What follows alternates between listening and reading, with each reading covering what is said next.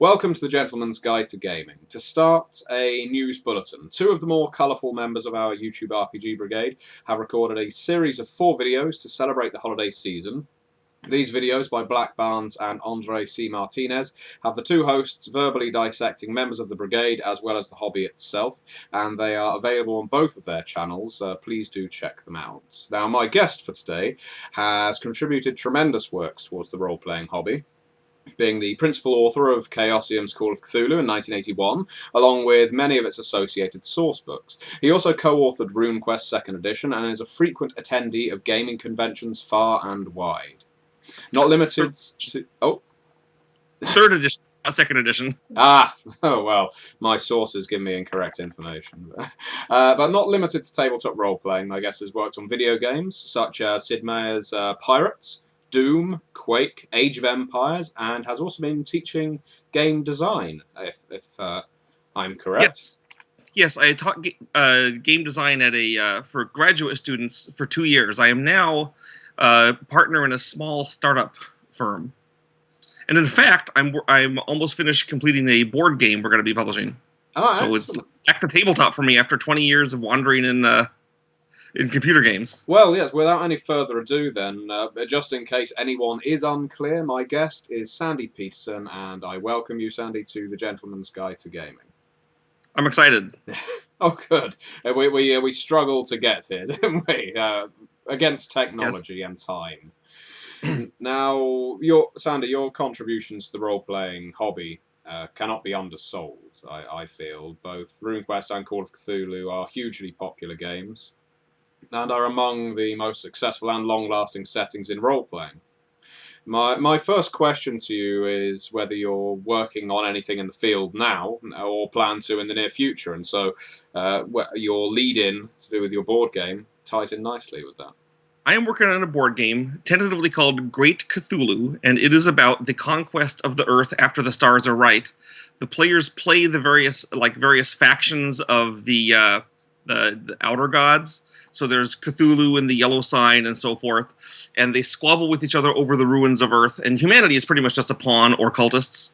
But it takes about an hour to play. I've been playtesting it for several months now, and I think it's getting pretty polished. We're actually going to be releasing it as a Kickstarter once we get the figures done. It has large, nice-looking plastic figures, 28mm scale, so that you can use them in playing Call of Cthulhu or other games instead of just for the board game, because that was like a secondary goal of mine. I have a Facebook page where I've posted some of the images in my The New Game album.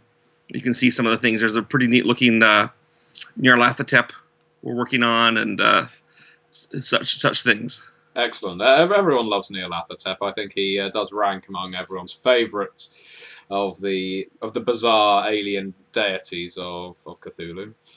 Well, if you want to have a nice big plastic and eventually pewter or metal figure of it, both will be released, so you can have a nice big one with tentacles all over it. And I suppose in the Kickstarter vein, that would be dependent on the level of pledges that were received. So you would have stretch goals. Well, yes, but the figures are also going to be released separately as a figure line by a separate company. Ah, I see. Can you name the company? I think I'd better not name it until our contracts are finalized. We're working tightly with them, but they're a company based in the UK that has done Cthulhu miniatures in the past. Oh, I know a few companies, but I won't try guessing my way around it. But offline, you can guess. All right. Call of Cthulhu in particular is a game I return to again and again. At my Friday night gaming club, even just this Friday just gone, I am currently running it every other week, in fact. So this is especially a nice coup for myself and for my players, as well as the role-playing community on YouTube. What is it about the... what is it about the works of Lovecraft, Deleth, and all of the others that you think makes the game so intriguing to you as a writer and for players of the game? for me, and I think for a lot of the players, it's sort of the contrarian approach to role-playing. In a typical role-playing game, you start powerful, or at least your goal is to become powerful, get stronger and stronger, and go through many dungeons or adventures and constantly win and become more ever greater. But in Call of Cthulhu, your characters like deteriorate as much as they advance, possibly more so.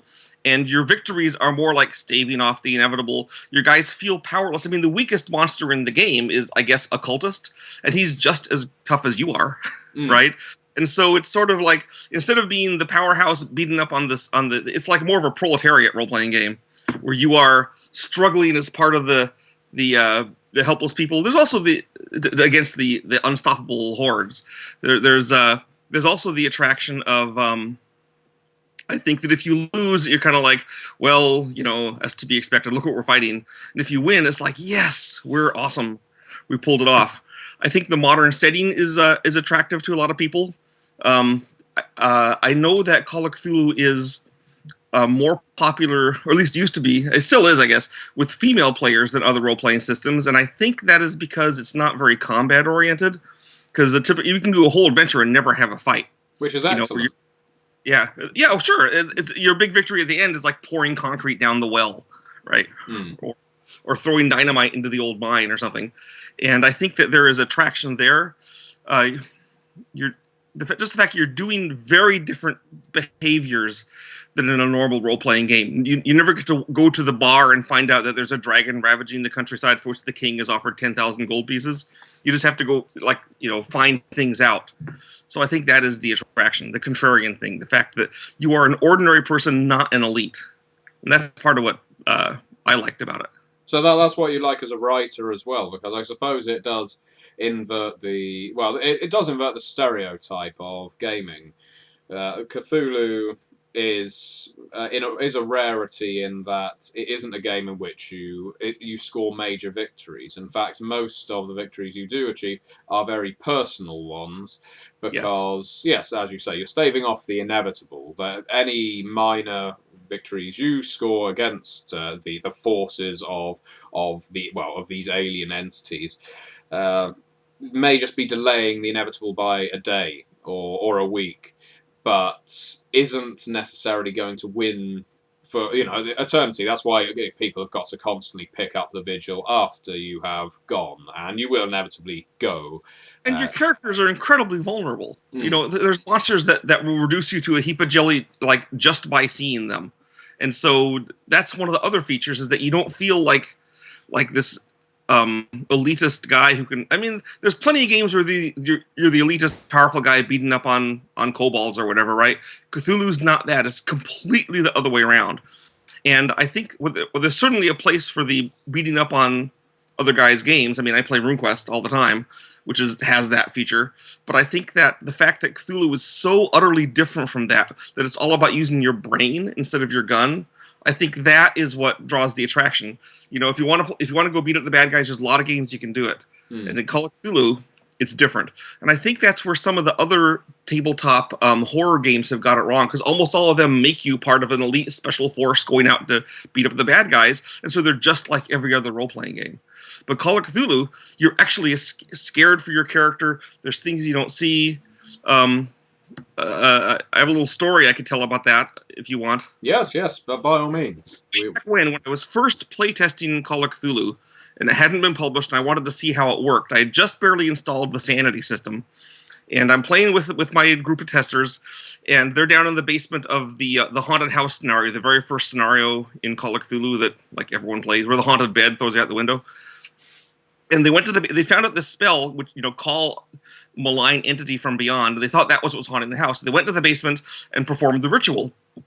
And I said, well, smoke pours from the corners of the room. This thing starts to take form. Then the player said, I'm covering my face with my hands. I'm turning away. I'm not looking. I suddenly realized I had something there, because I'd never experienced a role-playing game where I didn't believe it or not, I hadn't realized that would be the result of the Sanity system, that people would try not to actively look at the monsters. And it seemed like the kind of thing that you'd see in a horror movie or read in a horror story, but you'd never experienced in Dungeons & Dragons or RuneQuest. They would always, of course, want to see the monsters and see what was going on. But these guys are like, I don't want to look at it. It's bad. And the players may not have been scared themselves, but their characters acted like they were, and that was the breakthrough when I realized I had something very unusual.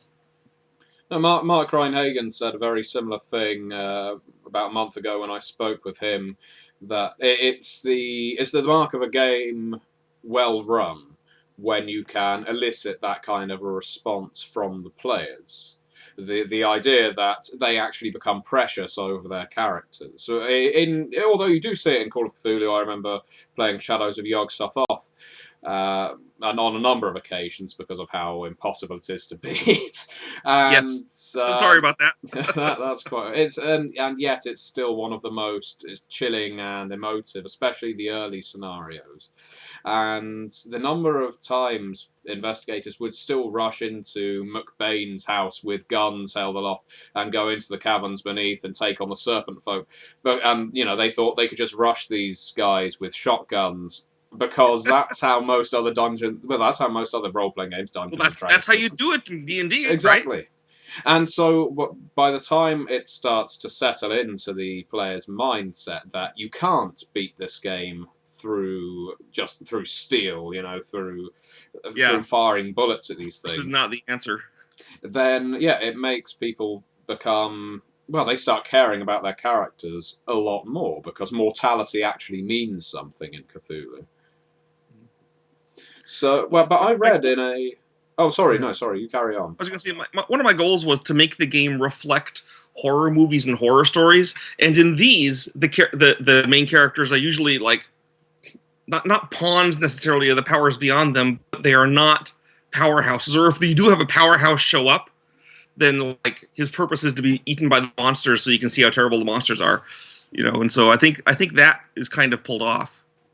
Unfortunately, I do have the habit of doing that to my players. The helpful NPC will, of course, be swallowed by a Chthonian. Oh, yeah. Yes. Well, if you ever find out that your character has a relative, that guy is like dead meat. Yeah. Like, or he's the next character you play. Followed you for help. By the time you get there, he's been possessed or something, hollowed out. Well, I read in a short essay you posted on RPG Geek, this was about last year, 2 years ago maybe, about you have rarely felt the 1920s is as essential an era to Cthulhu as perhaps Chaosium feels that. This is it? Yeah. Right. Oh. Yes, that's my wife. Here's Wendy. Oh, I'm not dressed yet. Oh, she's dressed enough. Hello, Wendy. I'm usually early. And Arthur took one of our cars. How are you going to get to church? You're going to come get me at the end of second reading? Okay, I'll get a ride, I guess. Okay. Maybe I'll get a ride and you can take the car. Okay, so... Yes, so so I read in a short essay that you posted on RPG Geek that you have rarely felt the 1920s was as essential an era to Cthulhu as perhaps Chaosium do as a publishing company, I suppose. Yes. Basically, what happened with Chaosium is that at the time when I was writing Call of Cthulhu, Chaosium did not... The guys at Chaosium didn't like Lovecraft.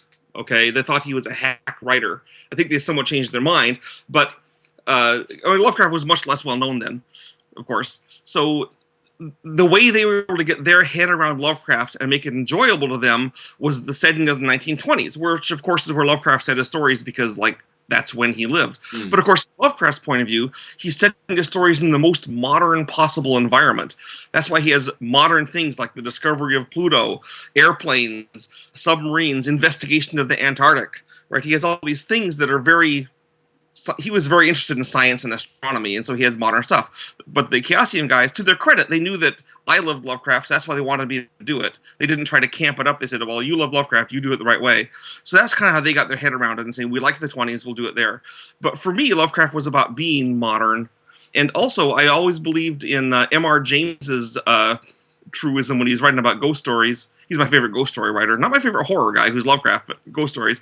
He said that you should always set your ghost story in a setting that the players can reasonably believe themselves to be. And the more you go, you're like riding Zeppelins and riding out the elevated in New York City and doing like very 20s oriented things, the more distanced you are from being your world. Now that's fine if you want to do that, but I'll tell you the truth, it's been well over a decade since I've done any Call of Cthulhu in the 20s. I always do it in modern era, so the players feel it's them now. It's our modern time. They have cell phones. They have, cars. They have jet planes, and none of that is any good at all. As they said, if you nuke Cthulhu, then he reforms 10 minutes later, but now he's radioactive. Yeah.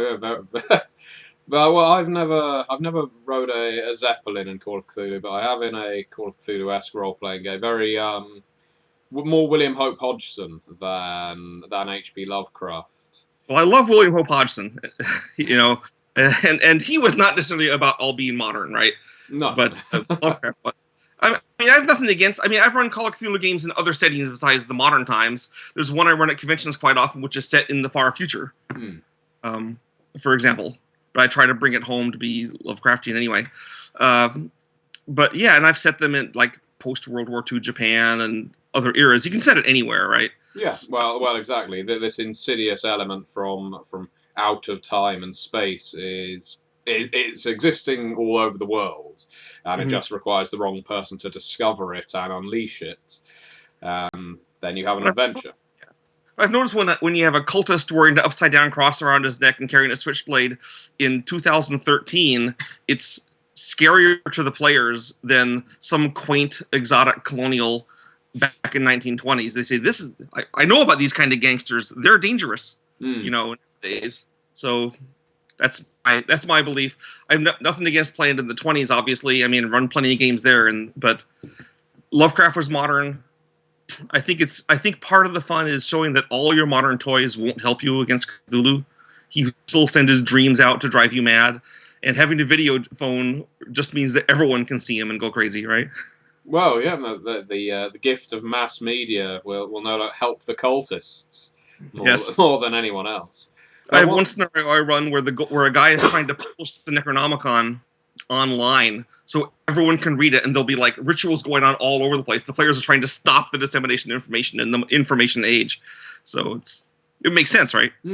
Well, yeah, that is how you would communicate such things, now such diatribes. But one thing I've noticed that you have also defended in the role-playing game is the use of stats to quantify the difficulty of taking Cthulhu, Shub-Niggurath, and the ubiquitous Shoggoth in a fight.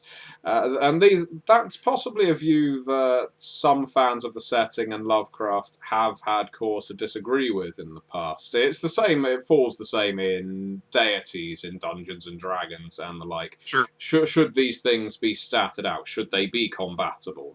And I've seen that you have said yes in the past, and I was wondering if you could elaborate on that. Well, I'll tell you the truth. When I originally wrote Call of Cthulhu, I first gave them stats. Then I said, before it was published, I said, "Nah, that's retarded. I'm going to take away the stats and just have them be these forces that do things." And then, so I described the monsters with just as forces. And then when Chaosium published it, they put in the stats as well as the force information. And so I have waffled back and forth on this. However, I think that the use of the stats is twofold. One is that if a player actually reads the stats, then it like pretty much makes him despair, because the stats are so horribly, they're much worse compared to the player characters than deities and demigods were to their players, right? And having that despair is kind of interesting there. I think it makes the creatures seem more like a real thing instead of like some vague force that can do anything the game master wants. And I feel the game master can have them do anything he wants anyway, whenever he pleases. But I have no issue with a person who insists on not giving them stats. Okay, well, you recently made efforts... It's useful in my campaign. I find it handy. And of course, I feel at liberty to change anything I want at any point. I mean, not only am I the game master of the campaign, but heck, I wrote the game, so who better to think that I got it wrong, right? Well, quite. Do what thou wilt. Yeah, exactly. Well, you recently made efforts to bring Cthulhu into the 21st century with a Kickstarter for Cthulhu World Combat. Yes. And I understand that Kickstarter didn't reach its goal, but what are the new plans not for even this here. So what happened? It turns out that iOS people don't go on Kickstarter to try to get like fund things. Ah. And a lot of my friends then later on said, "What are you, crazy for doing an iPhone game on Kickstarter? No one funds those." So I go, "Got it, okay." And so this is this is part of the reason why I'm going back to the board game. The other part is I like board games a lot. I mean, you can see behind me. Yeah. This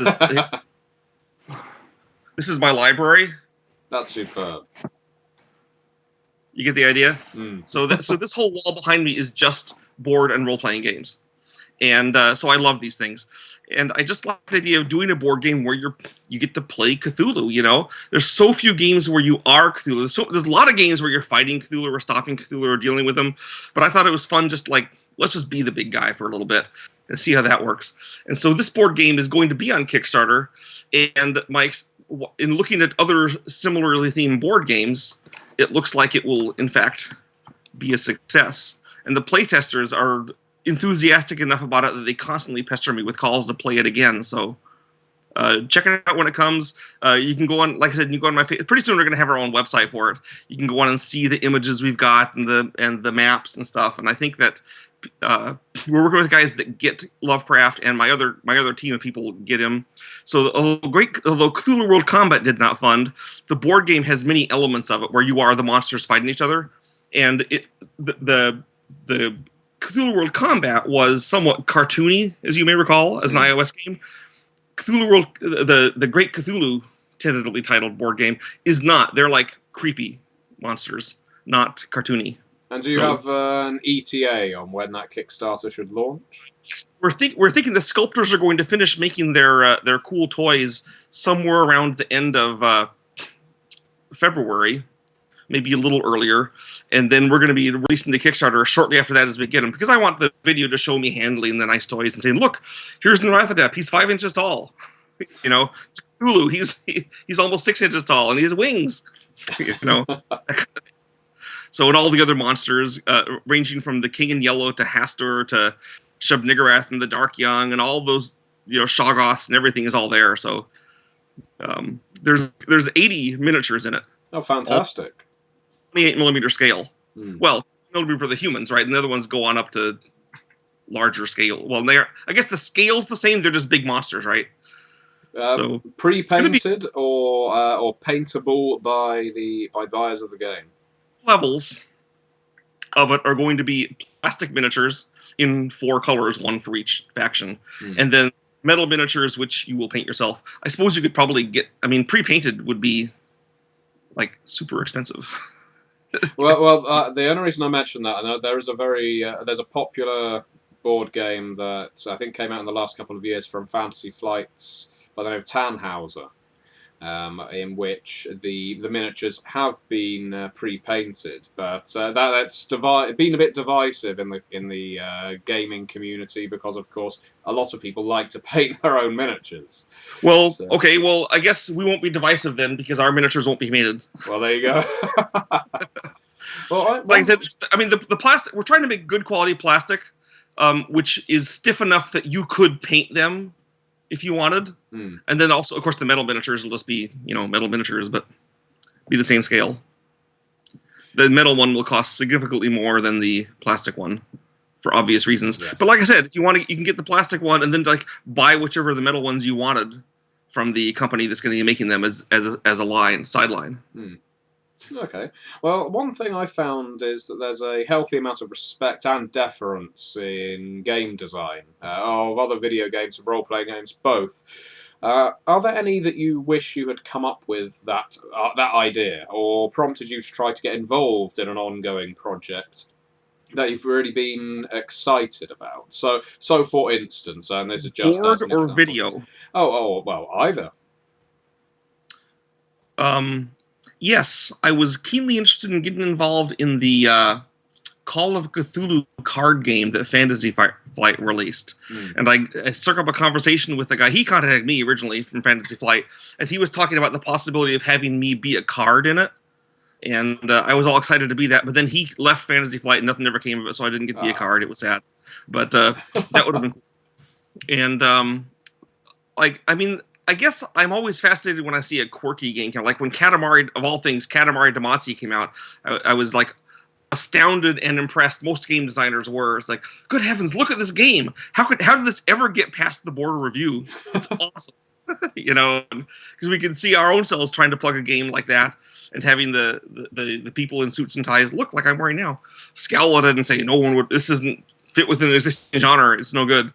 So I'm online and saying I think that one of the best strategy games of all time is Concept Saga, which sold about 2 copies in the United States, but has incredible depth and of strategy. It's kind of like a cross between Magic the Gathering and Monopoly, of all things.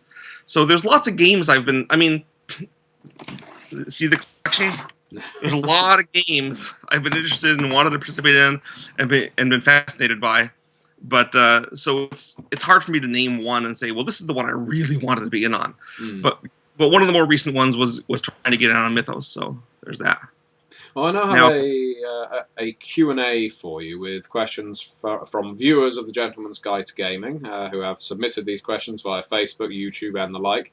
And before I start, in order to limber you up, we'll have some quick-fire questions in a psychologist vein. So I will give you a word, and you tell me the first thing that comes into your head. Some will be on topic, some will not. Okay? House. Got it. Lair. Road. Unknown. Mother. Bernice Daly Petersen. Cave. Death. Fish. Man. Tentacle. Career. Great race. Possession. Sanity. Loss. Okay. Oh, that's you limbered up then. So Brian Glasspool asks, what is your favourite Elder God? He's actually got a few questions, but that's the first one.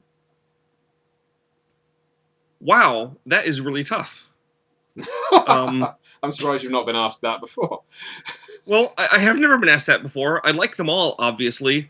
I'm trying to decide if it's Cthulhu or Yogg-Sothoth. And I guess in the end, since it's a large acrylic painting of Cthulhu I have hanging on my living room wall, it's got to be him. Okay. By Tom Sullivan, by the way. The guy that did a lot of the old Cthulhu covers. He did the cover for Yogg-Sothoth and such. And I contacted him. I don't know if you've seen Peterson's Field Guide to Cthulhu Mythos. Oh, yes. So he was the artist of that. I contacted him a few years ago and said, hey, I want the original oil painting of Cthulhu. And he said, no, I'll do a new one. I'm even a better artist now. So he did me this huge 3-foot by 2-foot portrait of Cthulhu. And probably I should try to show it to you. But we'll see if we can close with that. Okay. So he's hanging on the wall. So I guess that is the evidence that it must be Cthulhu. Okay, well, Brian also asks, who would you join a cult to, were you a cultist? Yogg-Sothoth.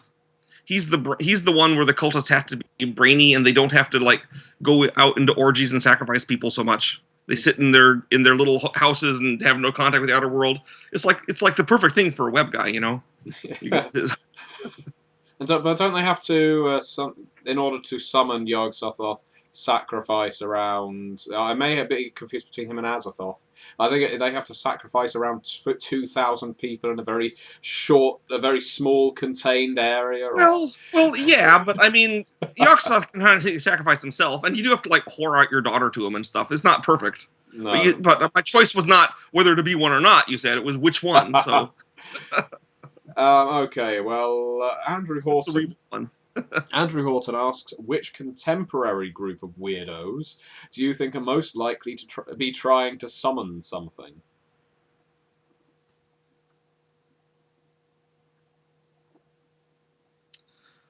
I think that, I don't know, leftover Tauntaun Makoots, maybe. I think organized crime, like the Russian mafia, would be a prime source of trying to get the monsters, thinking they could control it. You know, says, hey, we'll just summon a few Gyaki now and again. We can stop anytime we want. Also, of course, anime guys would probably be willing to summon them. Ah, yeah. They're weird. Jonathan Tonozzi says, what do you think makes the Call of Cthulhu RPG timeless? There has only been a few tweaks over 6 editions. I think the simplicity of the system with just like most of it is just D100 skill rolls is part of it. I think the fact that it is contrarian, as we talked earlier, where you are doing everything everything wrong for a regular role-playing game. You're weak, the monsters are strong, you're not fighting them, you're investigating them. It's all about, I mean, library use is more important than your pistol. I think all those things, role-playing games still have not gone away from the let's go kill the monsters. So that aspect of Call of Cthulhu remains just as strong as ever. That you are now, you know, the opposite of all that is good in role-playing. I think that's what keeps it going. Okay, Runeslinger Casting Shadows asks, that's a bit of a mouthful. Yeah. Mr. Petersen, what do you see as essential traits among players for long-term play of Call of Cthulhu? Wow. I usually, you know, I don't always think of Call of Cthulhu as being a long-term role-playing game. No. Much as short stories or single movies are a good source for horror, I think Call of Cthulhu works really well as short vignettes. Let's play Call of Cthulhu, and for a couple weeks you play Call of Cthulhu, then it ends in a triumph or a disaster, and then you go back to your regular role-playing thing. If you want to play it for a long time, I think some essential traits are a continuing sense of ability to be to be horrified, you know, and have your characters not be jaded by the awful things you've seen. And I think another very important trait for a long-term game is that your characters, or your players rather, sorry, lost that thought. My sanity must be crumbling. It happens. I had an idea for it. Oh, I'll come back to it later. All right. Well, of your many creative endeavors, this is also by the same asker, of your many creative endeavors, which do you wish had got more attention? Hyperspeed. That's the video game, isn't it? Yes. See, I know these things. You got attention somewhere. Now, Jeffrey Garrison first asks our typical question: what is an aquanaut? Cthulhu fodder. Yeah, that works. Sandy, in your opinion, how far is too far in attempting to instill horror in Call of Cthulhu?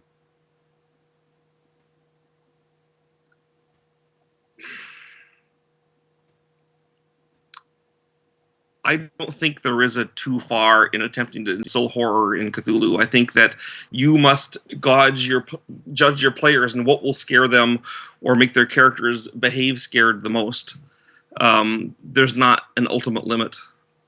You see, that's an interesting question for me, because I very recently read Alan Moore's Neonomicon, a comic book series that the great comic book man himself, Alan Moore, put out. And he's clearly a great lover of the mythos, and in fact partly resembles a cultist. But the comic was very much egregious. It was quite... it probably sounds pretentious for me to say so, but I found it quite vulgar in its horror, and I've always found Lovecraft more subtle. Absolutely. I guess I misunderstood the question. I don't think that making it be vulgar and graphic necessarily makes it more horrifying for your players, right? I think what you're saying is that this thing was less horrifying because of the way it did things. Quite. So I was trying. Do you understand what I'm saying? Yeah. I mean, if giant orgies with the deep ones and undead don't horrify your players, then you're not being more extreme when you put that in. You're being less extreme. So I was just looking at trying to make your players as scared as possible. And if your players are the sort that blood and guts everywhere and naked cultists everywhere will horrify them, then I guess that's where you go. But I agree, that's not what horrifies my players. It's the more subtle stuff. It's things such as looking on their cell phone and seeing a long string of 8s being called, a number that can't exist. It's finding out that the that the owners of the New Blood Disease Institute are all from Romania. You know, it's having your guy take a blood test and finding out he has no blood, and then you find out what happened to me, what's wrong with me. These are all things I've done in my campaign. Okay, that's fantastic. Actually, I will be stealing from you. So here's an example of one of the most horrifying things I ever did. I don't know if you've ever seen the movie I Married a Monster from Outer Space. Yes. Okay, so it's not a great movie. No. Okay. Night, the guy goes out on the veranda and he's smoking a cigarette, and there's a lightning flash, and for a second you can see the Rugose monster face, right? Then it goes back to being normal, and you're like, whoa, that was kind of creepy. That's like the one creepy moment in the movie. So my players are in England, actually, because we know England is full of demented villagers. That's what English movies show us, right? Yeah. So there's something bad happening up in the castle on the hill, and this is so long ago I actually don't remember what the thing was that was happening there, but they've got the village to like be riled up and head up there to destroy the evil. So they're getting their pitchforks and torches, and it's just like an old James Whale movie, and they're walking up the hill with all their stuff to fight the monster, and it's lightning's flashing and it's thundering, and then I tell the players individually that when lightning flashes they can see that the villagers during the flash aren't human. I just stole the scene from I Married a Monster, that there's something else underneath. So the players are like walking up the hill with these things that aren't human. They start talking to each other and saying, and they're like, are the villagers monsters? Have they always been monsters? Do the villagers know they're monsters? What are we going to get out of this? What's happening when we get to the top of the hill? And the whole game and evening actually broke down with the players talking to each other frantically, trying not to let the villagers see they were doing it and figure out what was happening and what was going on. And they were just chilled by this. And there was no blood, there was no guts. The villagers didn't do any threatening actions, but the fact that everything they thought about the town seemed to be wrong was, had thrown them out of whack. It's that feeling of paranoia. That is one of my favourite elements of Cthulhu. Whether you're in a weird Scottish village that can just disappear in the blink of an eye, or anywhere that you are surrounded by people that you can't trust. It's the shadow, the Innsmouth story all over again. When it was like that because there's a whole town full of monsters, right? As Innsmouth is. That's what Lovecraft went over the top himself. Another example is a game where the players went to an alpine retreat somewhere in Austria, and then in the morning when they woke up, everyone else at the retreat was gone. Only they were left in their little building, which was separate from the rest, and they didn't know what had happened. And until, of course, something terrible had happened. But for the first little bit, before they found out what had happened, it was really spooky for them. And I guess that's what I think of as the extreme horror. When the players are chatting with each other instead of with the game master trying to describe things.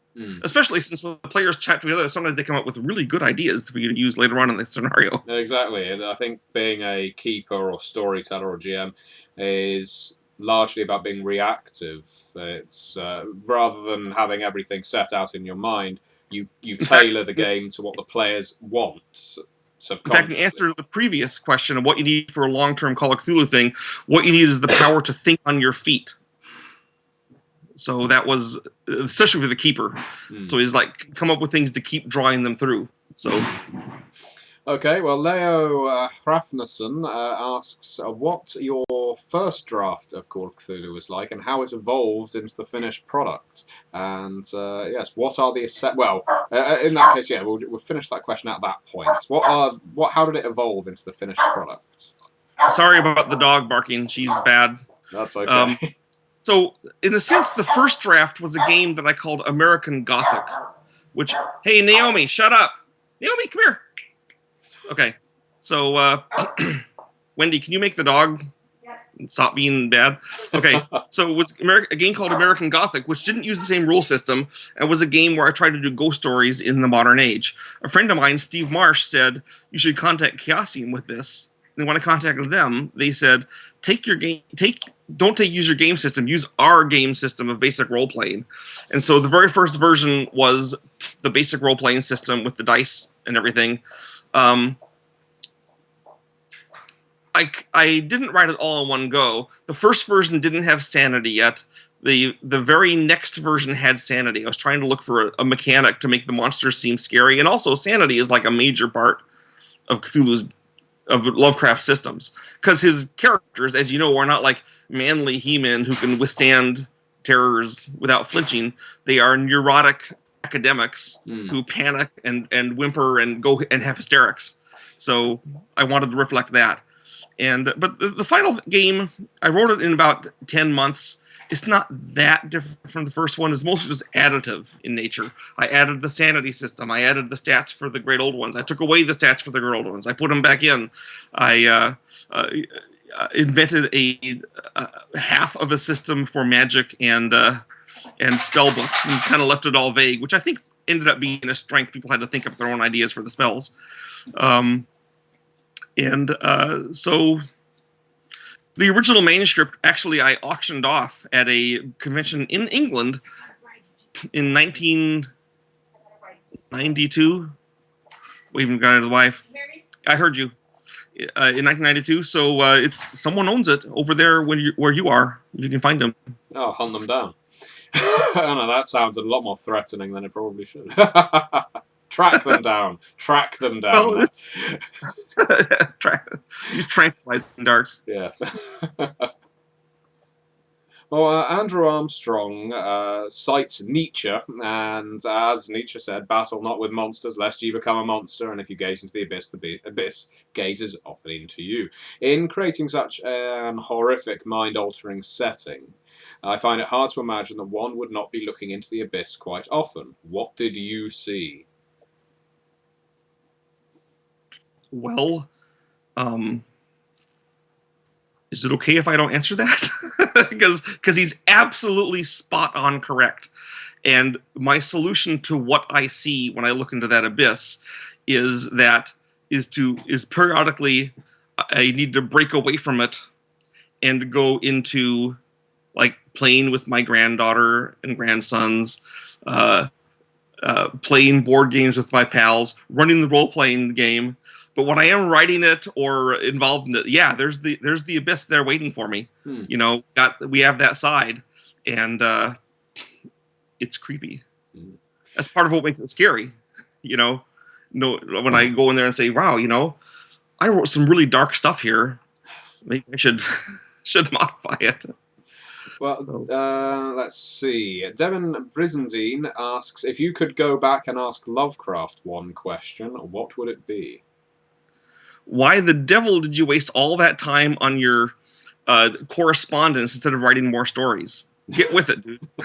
And, of course, why did you have a man have sex with a gorilla? Yes. Well, you know, that was a great story. Yeah.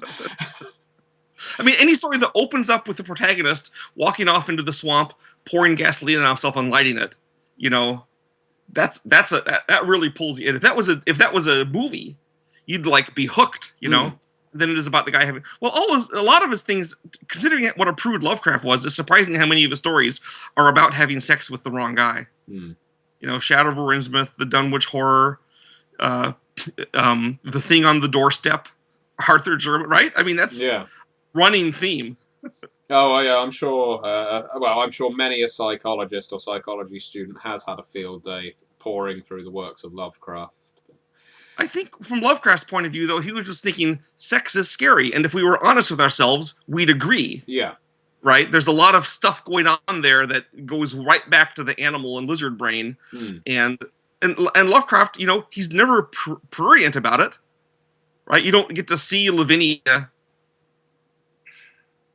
bearing it all for Yog-Sothoth. Okay? Not that you want to from her description. Okay, but that's part of the thing. You can do it all. You can do it without, and still keep it subtle in a sense. Okay, well, Underwood, one of our greatest members of the YouTube RPG Brigade, Underwood, asks that he would like to know, and this is, I suppose, a mechanical question to do with Call of Cthulhu role-playing game, about the decision for the attacks that the monsters in Call of Cthulhu makes. As he points out, there are some very different things in there than, well, how monsters attack people, I suppose, in other games.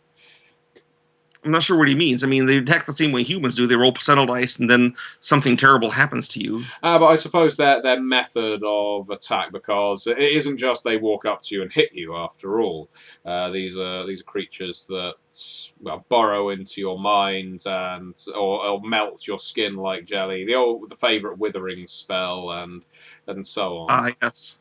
Well, plus they have the extra bonus attack that when you first see them, you go insane. Yeah. Or at least lose sanity. That's like a little extra thing. Well, I mean, I pretty much took it case by case. I said, what would a great race do? What would a Shoggoth do? What would a thing? I think one of the failings of Call of Cthulhu is I didn't describe in every case well enough what the physical effects of one of the attacks should be, what kind of wounds are left behind, what the thing is actually doing. And if I had a chance to go back and do it over again, I think I would add that. And say, here's the effects of death by Shoggoth. Your head is sucked off, you're crushed, you're covered with slime, instead of just like, it does this much damage when it attacks you.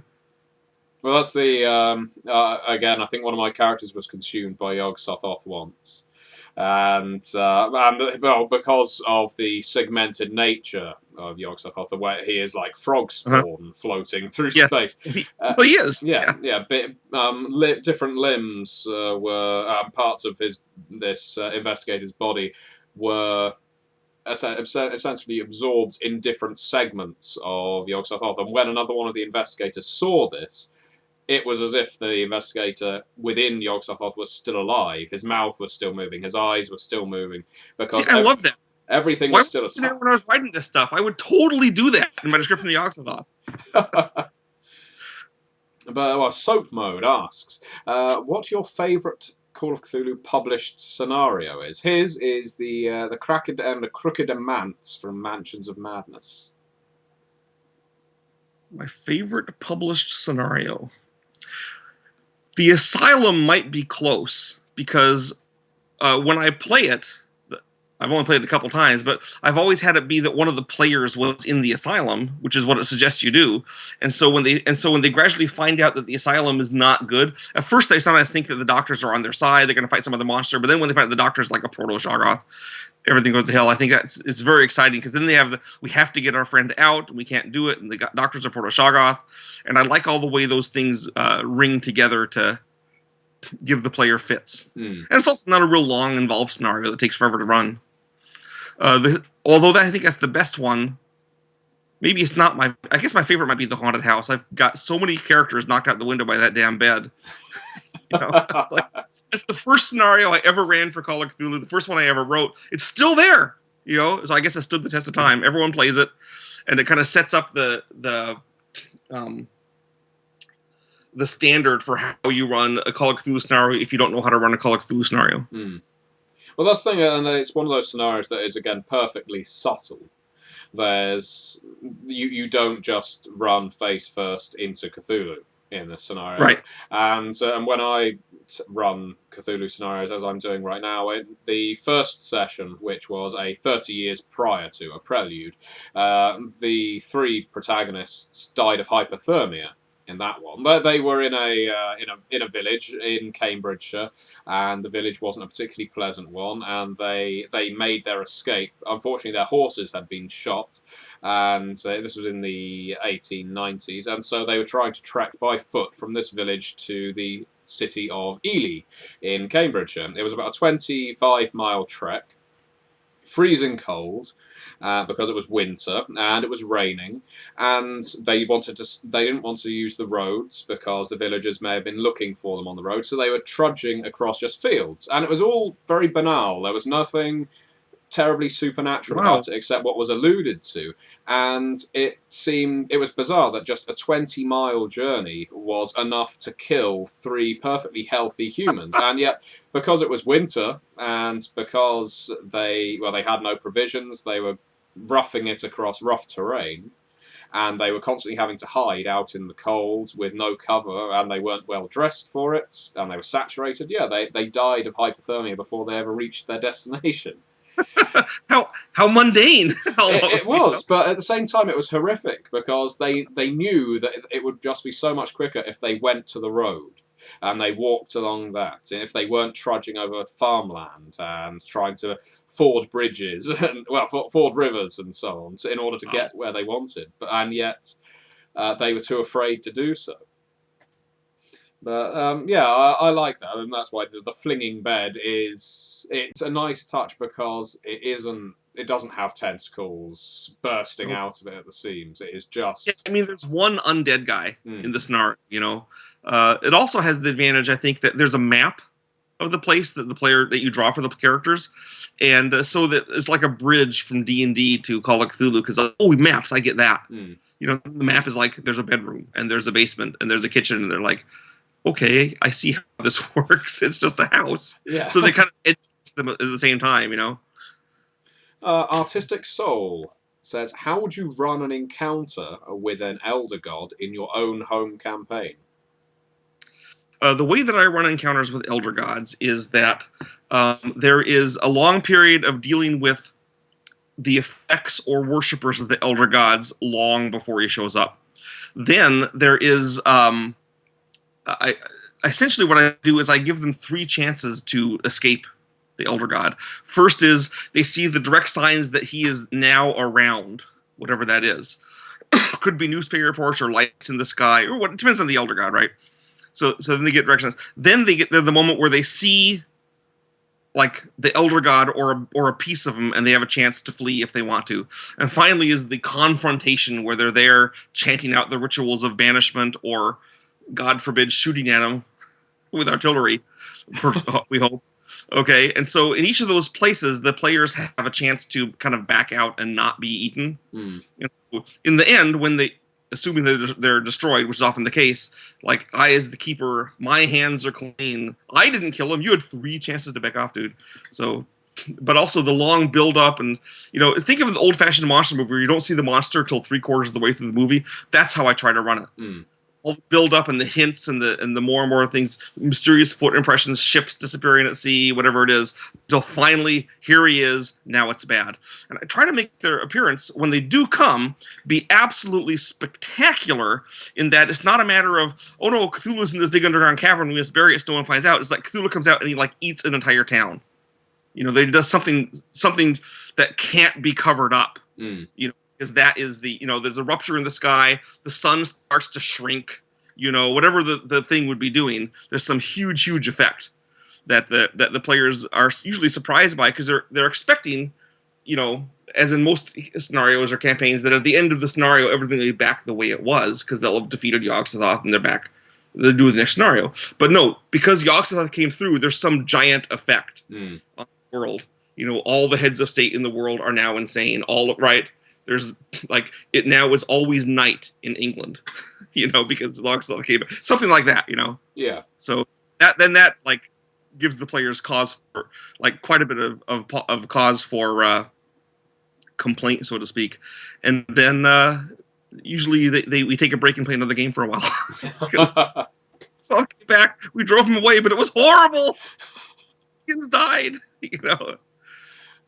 Lord Sathar asks, my question for Sandy Petersen is that given that a lot of Sandy's work since Chaosium has been in the field of video games, what elements from RPGs transfer to those games, and transversely, what can the RPG industry learn from video games? Okay. First, what has transferred to it is that in role-playing games, one of the things you learn to do as a game master and a writer is to have good stories, which is not a feature of most video games. Let's face it, right? So there's the strong storyline. There is the fact that in a good role-playing game, you try to have not only you try to explain things visually. I always try to use 3 senses, when you're describing something. So it might be sight, sound, and smell, or sight, sound, and feel. You see the monster, you hear its dripping, its voice, it's cold. So with 3 senses, it starts to becoming real. It could be a smell. It doesn't have to be sight even. You could have sound, smell, and taste. The air tastes crisp with its energy, So that descriptive thing can go over. Not that you're describing things in the tabletop role-playing game, but trying to have the elements that make it seem more solid. Now, what role-playing games can learn from video games is, first, not to have small niggling differences. When something happens, it can be a big, impressive event. Okay, video games tend to have the splashy stuff, and too often role-playing games are trying to be like all subtle and sophisticated, and not have the big whammy. Uh, and I think that having the spectacular result is the main thing videos have shown us. Also, the fact that it's okay to have an ending in a video game where like you lose or everything's changed or it just has an end. It's over now, and next time you play Call of Cthulhu, you can start with a whole new bunch of characters. That way you can have as spectacular ending as you want, where people are throwing themselves into the void to close it or whatever. And those two things I think are relevant. Okay. Sorry. I stay a little later than 11 if I have to. That's okay. We've got 2 questions left from the viewers. The first being from Onion Kid 99. A question for you. Call of Cthulhu characters are famously fragile fellows. Was it a challenge to balance disempowerment horror versus raw lethality, where characters die too fast? My original goal was to make them fragile, so I guess I succeeded. As far as die too fast, that's purely under the control of the keeper. I mean, obviously, if all the cultists have submachine guns, then your characters aren't going to last long. They don't even see the monsters then, right? But yeah, sure, you can kill them super easily with your monsters if you're not careful. And that is something that the keeper has to keep tabs on, not letting them die too fast. In theory, this same problem in D&D, where if you start the 5th level guys with fighting a lightning dragon, then yeah, they're all going to die. But Call of Cthulhu has it more careful. That's why Call of Cthulhu has to have the carefully ramped, approach where you get more and more into the thing. So by the time you meet, the Biaki, you may have some way of dealing with it, or at least you know what's coming. That's why there's a spring Biaki at them out of the blue. Usually the first time something like that happens, it's hitting NPCs or someone they love, and then next time it's going to go for them, but now they're ready. So they barricade themselves, in an old castle or something. But yeah, it is an issue, but it's an issue that I delight in, because the whole point of the game is to be those fragile guys. Yeah. I think. That are using their brains, that are being smart about it, instead of just, getting a mortar and firing shells into the enemy cult headquarters. Well, the final question is from Molly the Real Deal, who's got quite a long question. I'll read it in full. How would Sandy Petersen maintain the mood of fear in a long-term campaign for Call of Cthulhu? For me, the campaigns tend to transform into an Indiana Jones game which my players enjoy, but it is not my original intention. And, well, it goes on from there, but in fact, I'll stop the question at that point.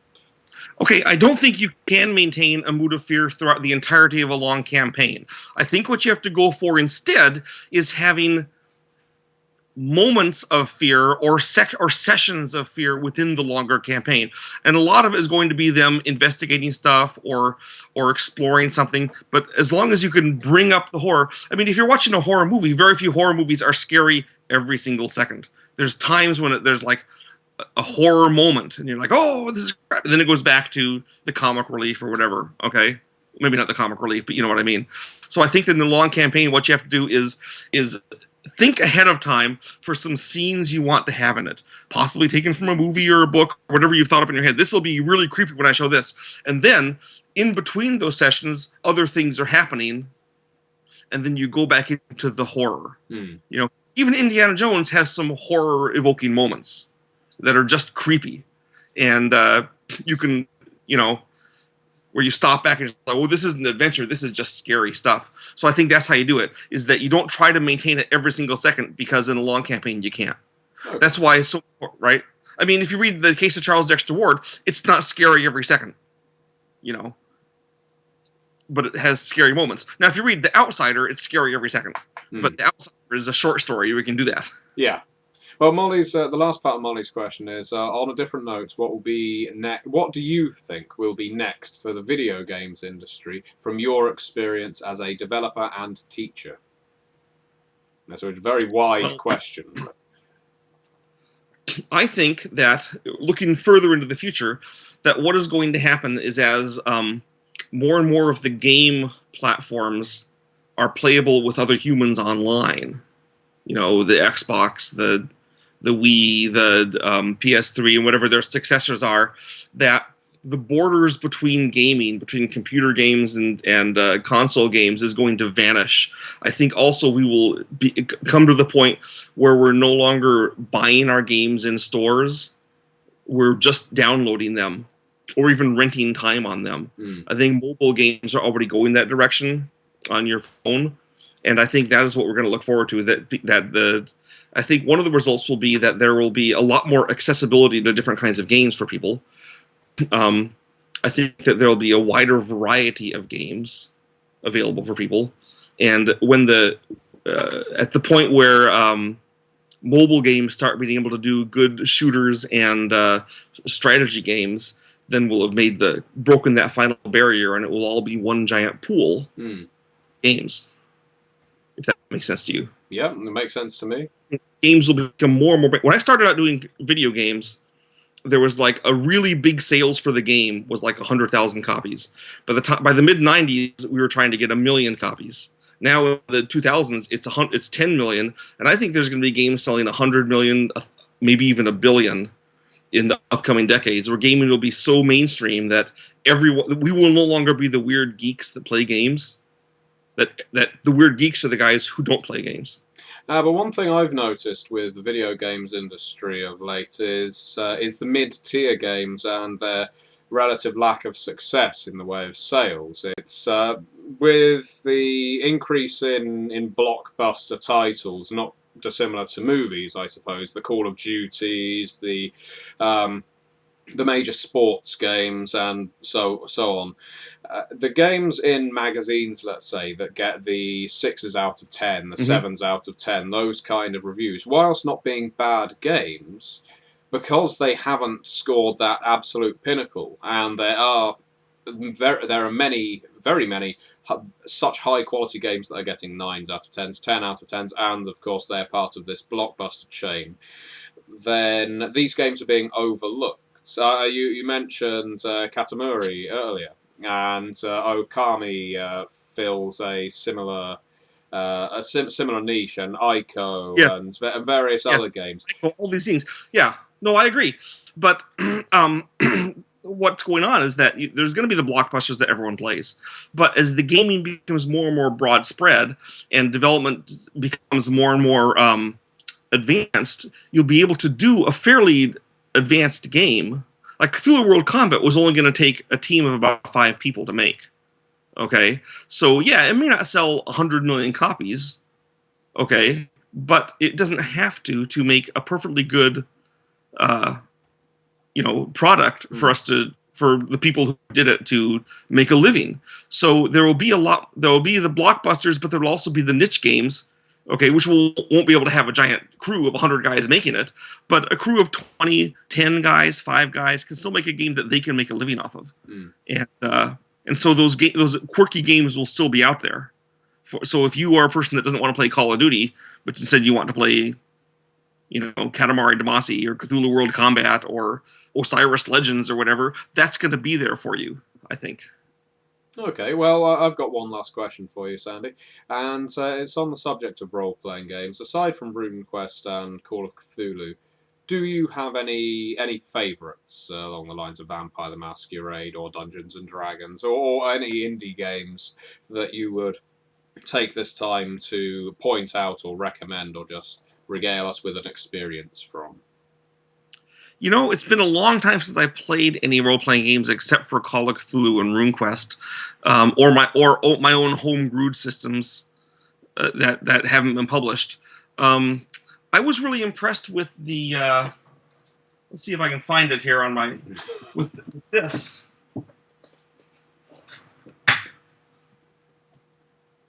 I'm a fan of Jack Vance. I really like this game. Got that on my shelf behind me. Yeah. I really like the way it was worded and written and put together, and the way each monster had like 3 different descriptions of what it might be. I thought that was very clever. So there's one that I can pull out. Another one is the Baron Munchausen. Game. The Extraordinary Adventures of Baron Munchausen. Yeah, we have a. Other to try to find it back there, but that is a stellar game in my opinion. Yeah. I'm not sure if it counts as a role-playing game exactly, but it's more like that than anything else. The story. Well, yeah, but what games do you tell stories in? I guess Once Upon a Time you tell stories in the card game, but yeah. No, Munchausen is a favourite of mine. I run it at convention. I say I run it at conventions. I get credit for running it at conventions, then sit back and do nothing. Well, but really, you have to do it at a pub. Yeah. Because you have to buy the rounds of drinks and such. And throw bread at people that are stalling. And, yes. Yeah. That is one of the advantages of British conventions, is that they have booze.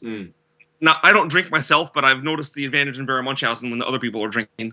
In American conventions, of course, there's no liquor. So.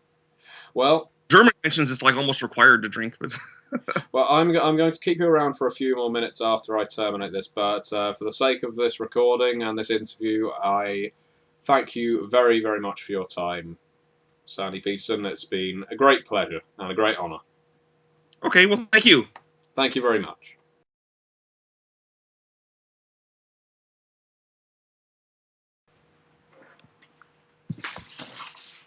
I don't know if I can get a good image of it. Let's see. Wait. Is that a Cthulhu plushie? I think I can see Cthulhu over there. Yeah, Cthulhu. Yeah, that is a Cthulhu plushie. Can you see a good picture of it above the creche? Yes, yeah, I can. I can just see it. Oh, well. Here, let me unplug this. I'm sure MacBooks have a decent enough battery. Yes, they do. Let's see. You still have your tree up? What? You still have your tree up? Yes, we haven't put it down yet. So there's the image. I'm worried to unplug the last cord. I'm not sure if that's giving me my internet or not. Oh no, well don't worry about it. So, in fact, I'm sure I have Wi-Fi. That's unplugging. There, you're still on, right? Yes, yeah, I can still hear you. All right, we're going on a tour now around Sandy's house. Yeah. Look, there's our mighty tree of doom. Oh, fantastic! That is superb. You like that? Pretty cool, huh?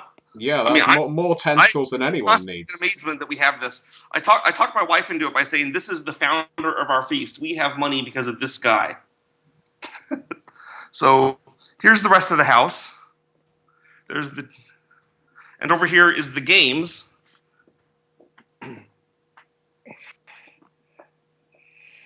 You certainly have a superb collection. This is the DVD collection. And equally so. And this is the horror section. These are all horror DVDs because I'm a big fan. And over here is the DVD that you need to go see. I need to go see? Of course. Look, it's my movie. Can I get it in the way? You're going to have to hold it up a bit high. The Whisper in the Dark. I don't believe I have that one. I don't think I do. I am the executive producer on that movie. I have seen a number of I've seen the Call of Cthulhu silent movie, but yes, this is the Whisper. This is by the same guys. It's not silent because how can you do a Whisper in Darkness that's silent? I mean, that makes no sense. Well, quite.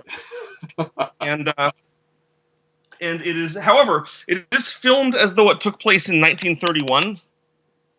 So it has period outfits. It's like that's when the story was written. It's black and white. It has 30s style credits and such, and I'm actually very proud of it. Okay, so, I will seek it out.